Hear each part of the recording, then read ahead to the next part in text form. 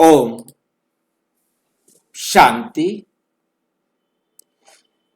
संगम युग ही नई दुनिया की नींव। संगम युग ही नई दुनिया की नींव क्यों है? संगम में जो हम करते हैं उसका प्रलब्ध हमें संगम युग में ही नए युग की नींव रखी जाती, नई दुनिया की नींव रखी जाती है, क्यों है? इसी को हम दूसरी तरह से भी ये प्रश्न पूछ सकते हैं। श्री कृष्ण का गुप्त जन्म। श्री कृष्ण का जन्म कैसा होता है? गुप्त जन्म। स्वर्णिम संसार का रहस्य, वो स्वर्णिम दुनिया, वो स्वर्णिम संसार कैसा होता है, उसका रहस्य। डिस्क्लेमर है, आवश्यक सूचना, ये वीडियो प्रजापिता ब्रह्मा कुमारी ईश्वरीय विश्वविद्यालय की आध्यात्मिक शिक्षाओं, मुरली ज्ञान और व्यक्तिगत अध्ययन पर आधारित है।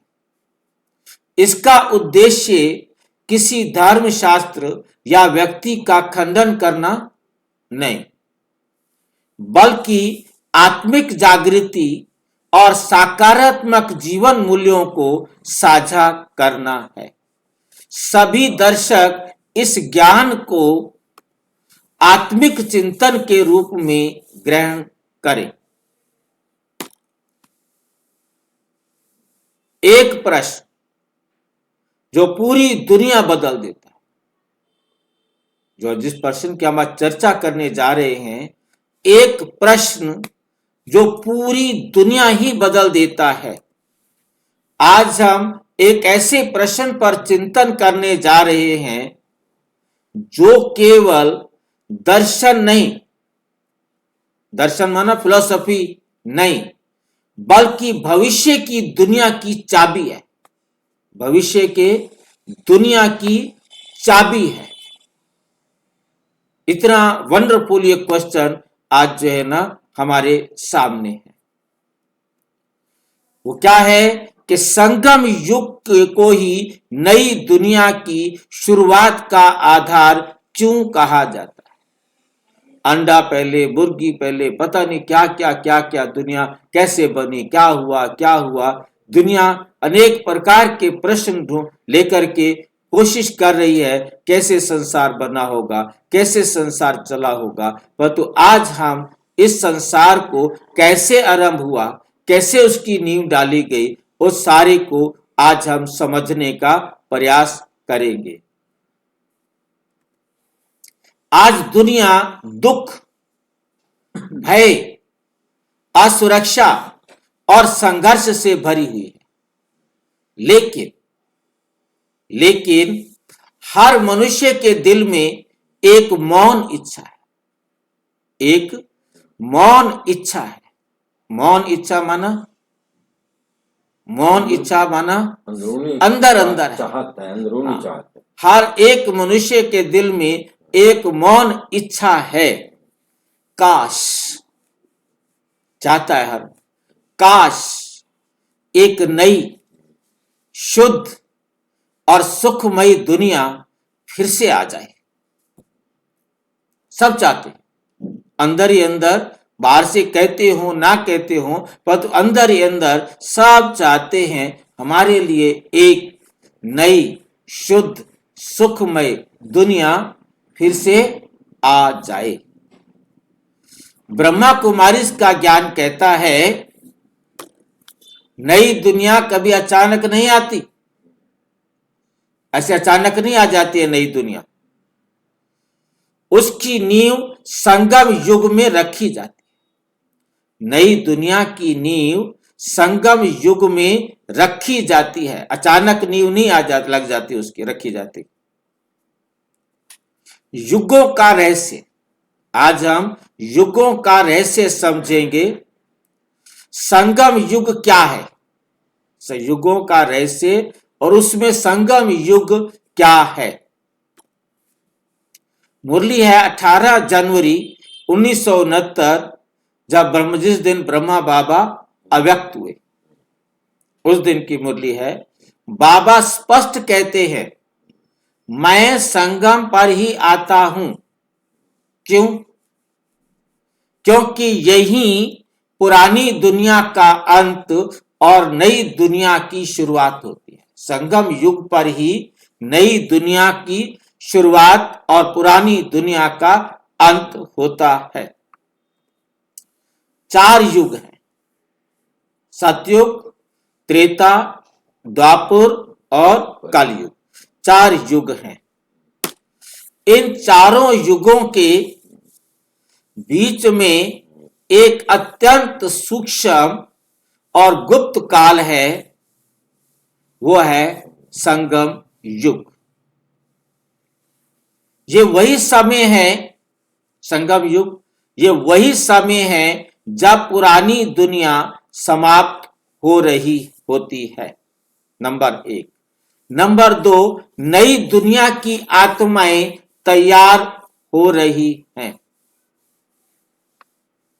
नंबर 3, स्वयं परमात्मा शिक्षक बनकर आते हैं। स्वयं परमात्मा शिक्षक बनकर आते हैं। नई दुनिया की नींव आत्मा से क्यों शुरू होती है? नई दुनिया की नींव आत्मा से क्यों शुरू होती है? दुनिया ईंट पत्थर से नहीं, दुनिया ईंट पत्थर से नहीं, आत्माओं की स्थिति से बनती है, आत्माओं की अवस्था से बनती है। जैसी उनकी अवस्था होती है वैसी दुनिया बनती है, ईंट पत्थर से नहीं बनती। आत्माओं की स्थिति से बनती है, किसी और की स्थिति से भी नहीं बनती। आत्माएं सतो प्रधान है तो दुनिया भी सतो प्रधान है। आत्मा रजो है तो दुनिया भी रजो है। आत्मा तमो है तो दुनिया भी तमो प्रधान होती है। तो कर्म उस हिसाब से करती है ना दुनिया, जैसे आत्मा की स्थिति के अनुसार दुनिया चलती है। जैसी आत्मा वैसी दुनिया। पहले आत्मा सतो प्रधान बनेगी, फिर सृष्टि बनेगी। पहले आत्मा सतो प्रधान बनेगी ना, कि हम सतो प्रधान बनेंगे तो हमारे लिए दुनिया भी कैसी बनेगी? सतो प्रधान बनेगी। पहले आत्माएं चाहिए सतो प्रधान। हाँ जी, ऐसा क्यों? आत्मा को ही क्यों सतो प्रधान बनना होता है? हाँ, ये प्रश्न तो बहुत अच्छा है। सिंपल सी बात है, बाबा मुरलियों में कई बार आपने सुना होगा, कहते हैं जब तुम सतो प्रधान बन जाते हो तो तुम्हारे लिए सतो प्रधान दुनिया बनती है। आत्मा जैसी होती है उसकी दुनिया भी वैसी होती है। अब जो भी हम पुरुषार्थ कर रहे हैं, जो सतयुगी पुरुषार्थ कर रहे हैं वो सतयुग में आएंगे, जो त्रेता युगी पुरुषार्थ करेंगे वो त्रेता युग में आएंगे, जो द्वापर युगी पुरुषार्थ करेंगे तो द्वापर में आएंगे। जैसा जिसका पुरुषार्थ वैसा उसको युग में आने का अधिकार मिलेगा। क्यों नहीं आ सकती त्रेता वाली आत्मा सतयुग में? क्योंकि उस आत्मा की स्थिति त्रेता वाली है। जैसे आत्मा सतो प्रधान है, शरीर सतो प्रधान, वैसे कर्म सतो प्रधान, वैसे जगह वहां का व्यवस्था सब सतो प्रधान मिलेगी, शुरू से लेकर, शरीर से लेकर। उदाहरण, अगर बीज सड़ा हुआ हो तो पेड़ कैसा होगा? पेड़ कैसे होगा? इसलिए संगम युग में, हाँ, इसलिए संगम युग में देह भान समाप्त कराया जाता है। भाई जी, सतयुग की स्थिति और त्रेता युग की स्थिति, इसमें क्या डिफरेंस होगा? मतलब कैसे पता चलेगा कि ये त्रेता युग की स्थिति है या द्वापर युग की स्थिति? देखो, 100% पवित्र है तो स्वर्ग में है, सतयुग में है। 75 से ज्यादा नंबर है तो भी सतयुग में है। अंतर तो उनमें भी आएगा, अंतर तो कृष्ण और राधा में भी आता है। ठीक है कि नहीं? इसी प्रकार सोचिए कि जो 75 से कम है तो उनकी क्या अवस्था होगी? और अपने आप ही उसकी कम होगी, हाँ जी, ठीक है नहीं। तो अवस्था में तो गुणों में कहीं ना कहीं अंतर होगा, किसी में सहनशीलता की कमी आ जाएगी, किसी में धैर्यता की कमी आ जाएगी, किसी में मधुरता की कमी आ जाएगी, किसके ज्ञान में कमी आ जाएगी, पवित्रता में कमी आ जाएगी। अब किसके हर एक में कुछ ना कुछ कहाँ कहाँ से कैसे कैसे कमी आती जाएगी, वो कमी आना ही उसको कम नंबर में लाता जाएगा। इसलिए संगम युग में देह भान समाप्त कराया जाता है। बाबा हमारा रोजाना सिर खा खा करके, बाबा हमारा सिर खा रहा है ना रोजाना, देह भान खत्म करो, देह अभिमान खत्म करो, देही अभिमानी बनो, आत्म अभिमानी बनो, अपने आप को आत्मा समझो, रोजाना रटवा रटवा करके पक्का करा रहा है।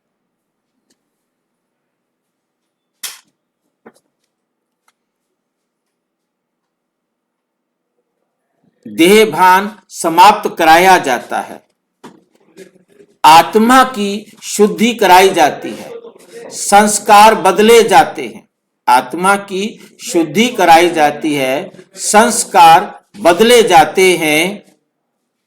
देह भान का अंत नई दुनिया की पहली शर्त, देह भान का अंत और नई दुनिया की पहली शर्त है कि देह भान का अंत करेंगे तो नई दुनिया में जा सकेंगे। जब तक देह भान का अंत नहीं, तब तक नई दुनिया में जा नहीं सकते।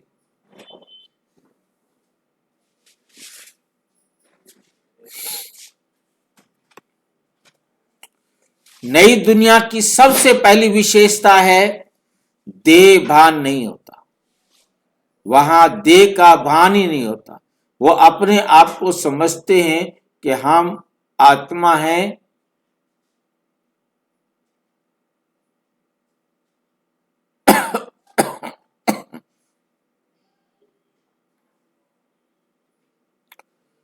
वहां देह भान नहीं होता। मुरली है 7 फरवरी 1971। सतयुग में देह भान नहीं होता, इसलिए वहां दुख का नामो निशान ही नहीं है।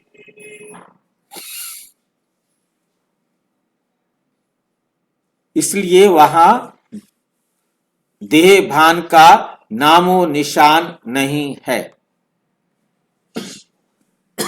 उदाहरण, आज दुख क्यों है? आज दुख क्यों है? मेरा तेरा, मेरा बंधन,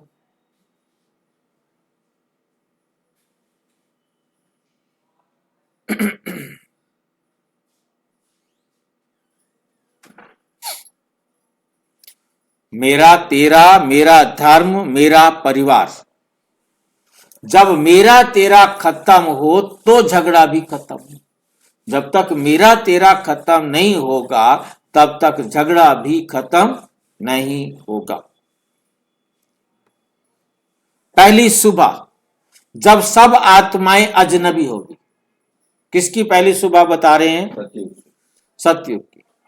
जो पहली सुबह होगी जब सब आत्माएं अजनबी हो, कोई भी एक दूसरे को नहीं जानती होगी।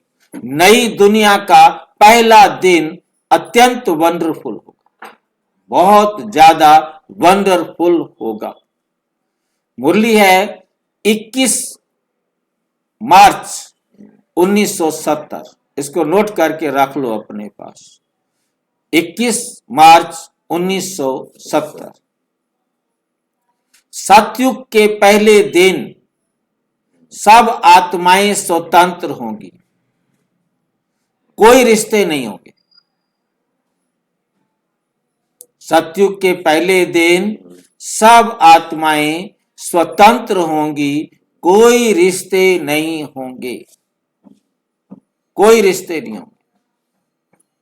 कौन बता सकता है क्यों नहीं होंगे वहां पर रिश्ते? जो आएंगे पहले पहले उतरेंगे पहले, तो वहां पे रिश्ते कैसे बनेंगे? रिश्ते तो बाद में बनेंगे। अब आत्मस्मृति में होंगे भाई आत्मा जी। के रिश्ते होंगे, आत्मज्ञानी होंगे। और कौन बताएगा? बाप सब भाई जी बात देह का भान नहीं होता, सब आत्मा आत्मा एक दूसरे को समझते, आत्मा स्वतंत्र होती है। तो उनका बाप भी तो कोई होगा, माँ तो होगी। वो तो भूल जाएगा। कौन भूल जाएगा? वो संगम युग में जो शरीर छोड़ के जाएगा। आखिर किसी ने तो पैदा किया होगा ना उनको। हाँ, तो वो तो 1 साल परम धाम में रहेगा तो भूल जाएगा। 1 साल बाद उनकी माँ विदेश में जाते हैं तो याद रखते हैं। विदेश में जाते हैं तो 1 साल बाद आएगा तो भूल जाएगा क्या? हाँ जी, माँ बाप नहीं रहेंगे ना। मतलब एक बार आपने कहा था कि जब विनाश होगा तो 1 साल तक हम परम धाम में रुकेंगे। फिर वो जैसे कि सो के उठे हुए ऐसे उनको लगेगा करके, लेकिन वो भिखारी रहने के कारण उनके माँ बाप अपने शरीर छोड़ देंगे करके। हाँ, उनके माता पिता भिखारी थे, उन्होंने शरीर छोड़ दिया, वो सारी दुनिया भी खत्म हो गई। जब वो उठेंगे तो उस दुनिया का कुछ भी उनको दिखाई नहीं देगा, ना वो मकान, ना वो घर, ना वो दुनिया। तो क्यों? नई दुनिया तैयार होगी ना, उस टाइम में उठेंगे। हाँ। तैयार हो चुकी होगी ना नई दुनिया। नई दुनिया तैयार करके जाएंगे। हाँ, और फिर परमधाम पहुंचे, फिर आएंगे। कैसे तैयार करके जाएंगे?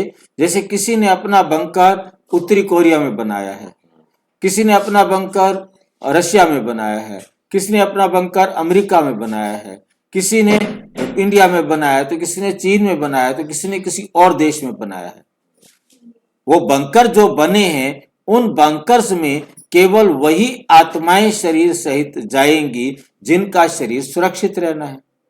वही आएंगे उसी शरीर। हाँ, तो वो उनके जो बंकर बनाए होंगे वो धरती के नीचे अंदर बनाए होंगे, जहां किसी भी प्रकार के परमाणु बम का भी असर ना हो, किसी प्रकार की प्राकृतिक आपदाओं का भी असर ना हो, क्योंकि इतना तेज पानी का बहाव होगा, बारिश होगी और सूखा होगा कि एकदम पानी नहीं होगा।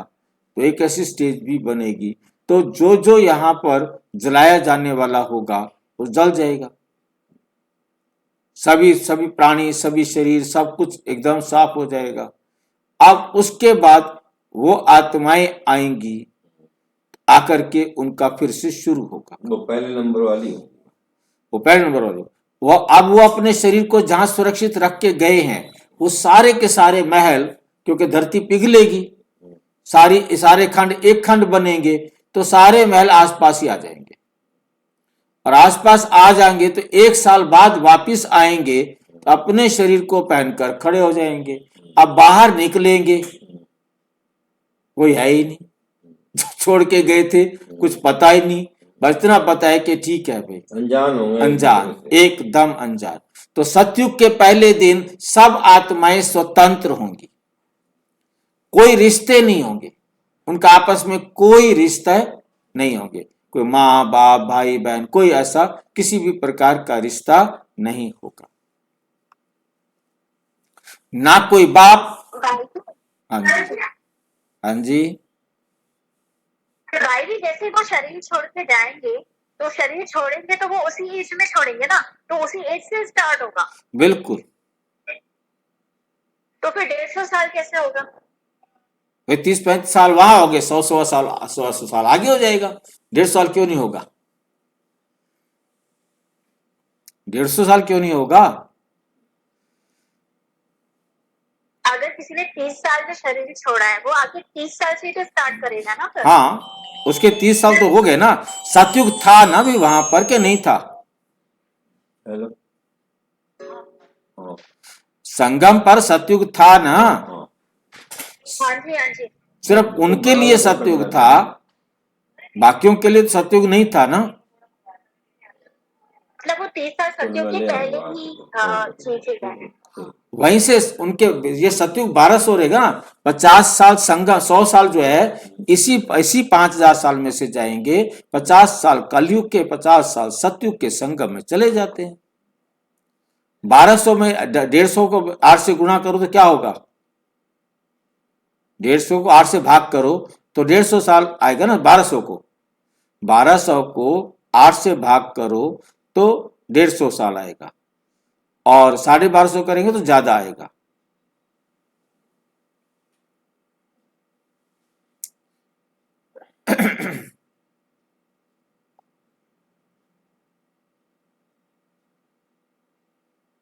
एवरेज है ना 150 साल।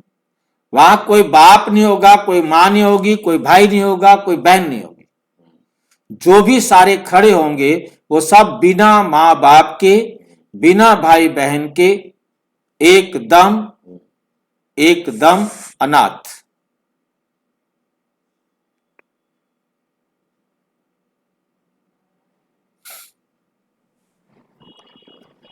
फिर संबंध कैसे बनेंगे? अगला क्वेश्चन खड़ा हो गया। भी सारे जो है एकदम एक दूसरे से अनजान होंगे तो फिर संबंध कैसे बनेंगे? आंख न जाने दिल पहचाने, ये संबंध होंगे। संस्कार के, कंपन के, पवित्रता के, मतलब हर आत्मा के जो संस्कार बने हुए हैं उन संस्कारों में जो एक दूसरे के प्रति संकल्प जागृत होना है तो होगा।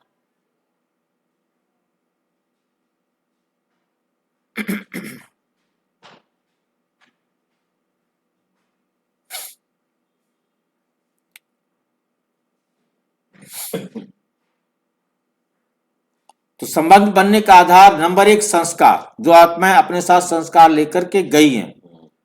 दूसरा कंपन, उनके अंदर अपने जो संकल्प के कंपन होंगे उनके आधार पर। और तीसरा पवित्रता के आधार।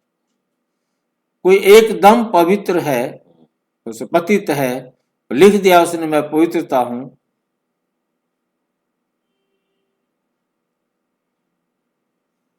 पवित्रता वहीं पता लगेगी।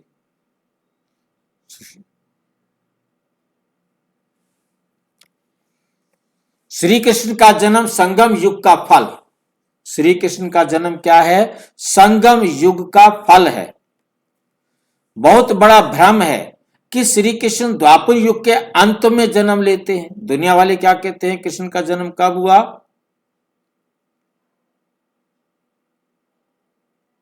द्वापर में। तो वास्तव में कृष्ण का जन्म कब हुआ था? संगम पर। और भी पर्टिकुलर डिफरेंस बताओ। सत्युग में। वैकुंठ में, वैकुंठ में होता है, संगम में होता है वैकुंठ, ठीक है नहीं?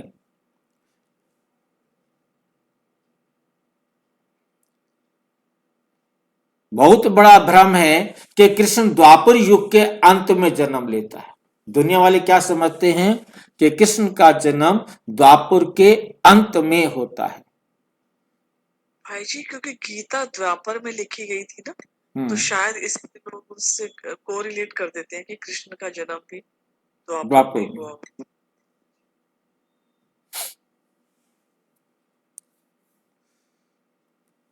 श्री कृष्ण का जन्म संगम पर होता है। सतयुग में वो राजकुमार कहलाते हैं।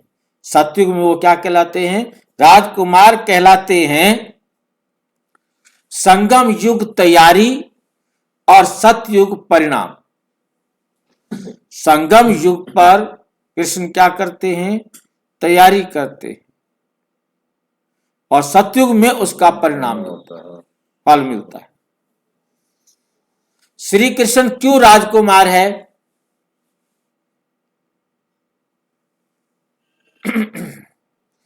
क्योंकि उनके माता पिता कर्म इंद्रियों के राजा होते हैं। किनके माता पिता? कृष्ण के माता पिता, दुनिया के नहीं। वो दुनिया के राजा नहीं होते, वो उनके माता पिता कर्म इंद्रियों के राजा होते हैं।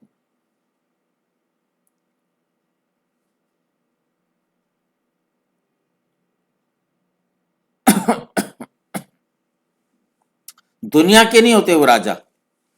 विनाश और सुरक्षा, नई दुनिया कैसे सुरक्षित रहती है? विनाश भी और सुरक्षा भी दोनों एक साथ होते हैं।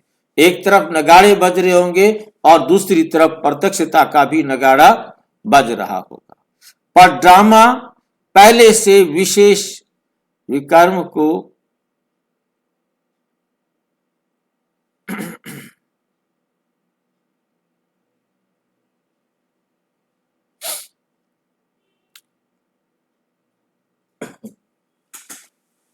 आज विज्ञान बंकर बनाता है, पर ड्रामा पहले से ही तय कब किसके लिए क्या बनना है। मुरली है 5 दिसंबर 1966, दिसंबर की मुरली।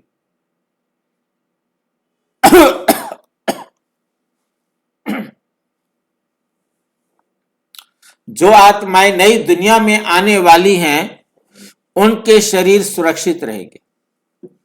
कब कहा? 5 दिसंबर 1966 को। जो आत्माएं नई दुनिया में आने वाली हैं उनके शरीर सुरक्षित रहेंगे। सुरक्षित रहने की जगह क्या है, कहां है?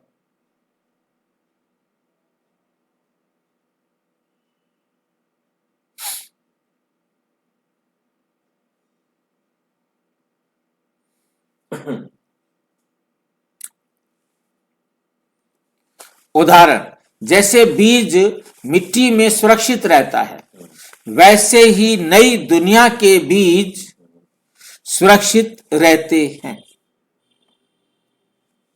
प्रकृति की शुद्धि, आग, जल, वायु का संतुलन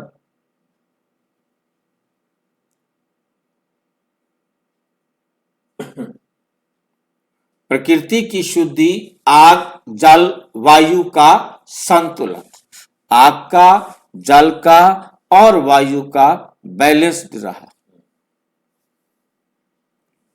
मुरली है 9 सितंबर 1965।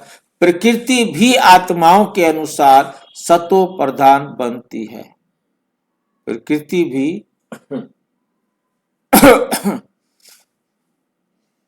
क्या होती है? सतो प्रधान बनती है।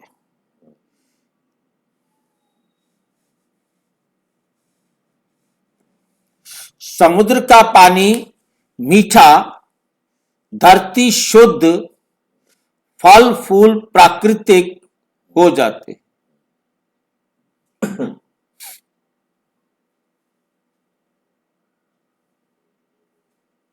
भाई जी ये क्या डेट थी, कौन से दिसंबर 1966?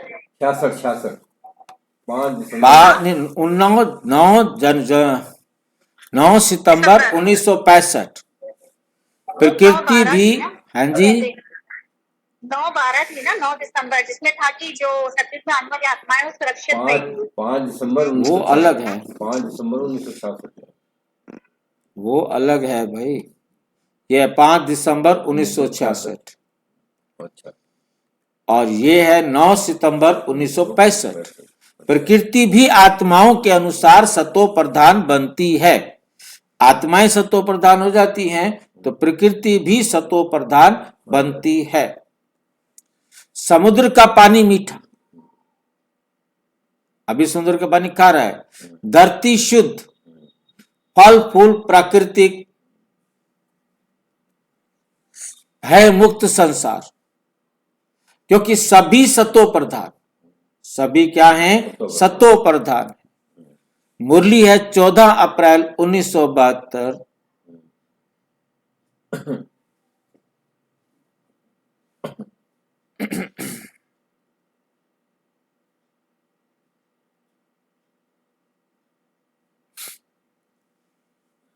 जहां सतो प्रधानता है वहां भय नहीं हो सकता। जहां पाप है ही नहीं, झूठ कभी बोला नहीं, मैं कभी नहीं बोला मुझे कोई,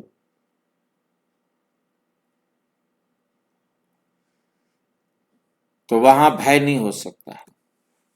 आज डर क्यों है? आज डर क्यों है? क्योंकि आत्मा रजो तमो प्रधानता है। आत्मा में रजो प्रधान क्या है? रजो तमो प्रधानता है।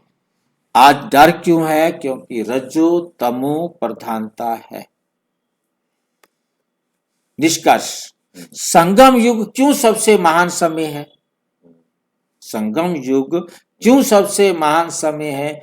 क्योंकि यही भगवान शिक्षक बन सेवा का राज्य, यही भगवान शिक्षक बनाते हैं। सब सेवक सेवा की सामग्री के धनी जो होते हैं वो सारा साथ लेके कोई जा नहीं सकता, वो यहीं के यहीं सफल करना होता है, नहीं तो वेस्ट हो जाएगा। ये आत्मा बदलती है, ये आत्मा बदलती है। यही भगवान शिक्षक बनते हैं, यही आत्मा बदलती है। यही नई दुनिया की नींव यही नई दुनिया की नींव रखी जाती है। मुरली है 2 अक्टूबर 1967। 2 अक्टूबर 1967। संगम युग छोटा है पर सबसे महान है, सबसे महान है। अंतिम संदेश, नई दुनिया कोई कल्पना नहीं है, नई दुनिया कोई कल्पना नहीं है। पुराना संगम युग ही नई दुनिया की नींव रखी है, नई दुनिया की नींव रखी है। आज नहीं बदले, आज नहीं बदले तो कल नई दुनिया में नहीं होंगे। आज नहीं बदले तो अगले काल में नई दुनिया में नहीं।